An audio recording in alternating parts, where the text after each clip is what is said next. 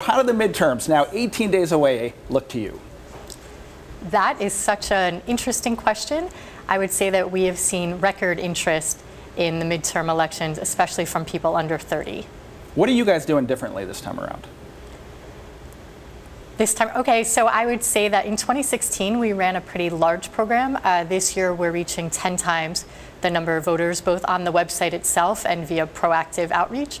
And we have also partnered with celebrities, including Taylor Swift and Barack Obama, to help us reach even more people. That Taylor Swift Instagram post, I mean, I was amazed at the impact it seemed to have, right? What does that tell us about the current environment of motivating people to get to the polls? It would be hard to overstate the impact that the Taylor Swift post had. We saw record traffic. We registered 300,000 people within 72 hours of the post, and the majority of them are under 30, which is very unusual. Now, on the other end of the celebrity spectrum, yesterday, Elle magazine tweeted that Kanye and Kim had broken up, and of course, if you clicked on the link, it took you to a voter registration page. Effective, perhaps, because I believe I might have clicked on it. But what does that tell us, maybe about what works and sometimes the overreach?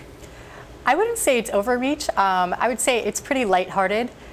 We have found it, honestly, to be pretty hilarious. We're calling it vote rolling, which is a riff on Rick rolling. And you know what? It's been really effective. I mean, there was a Taylor Swift bump, and then there was an even bigger bump from the vote rolling, and whatever it takes to get people to the polls. I think it's lighthearted. What was there was some outrage there. Was that misplaced or perhaps facetious? I would say that it was a little bit misplaced. There are other things that we should be outraged about. A little bit of fun on the internet. That's just called the internet. So what's not working this time around? What's less effective? Is it conventional advertising on TV to try to get people to register? Yes, actually, broadcast TV has been ineffective for quite some time, but we've reached a point where 50% of people under 50 haven't seen a minute of broadcast TV in a year.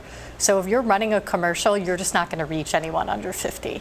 What is working is anything that isn't broadcast television, including vote rolling. Well, let's talk about the legal landscape, because there are a lot of states that have instant registration, online registration. There are states that mandate companies to give people time off to go vote, but not everywhere, right? So how far are we in laws that basically facilitate easy registration and voting?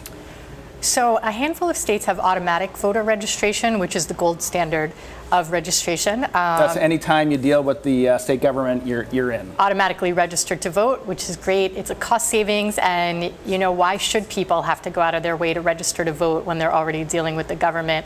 On the other end, 50% of states don't require that your employer give you paid time off to vote. So a number of Americans, a significant percentage, need to choose between voting and collecting a paycheck.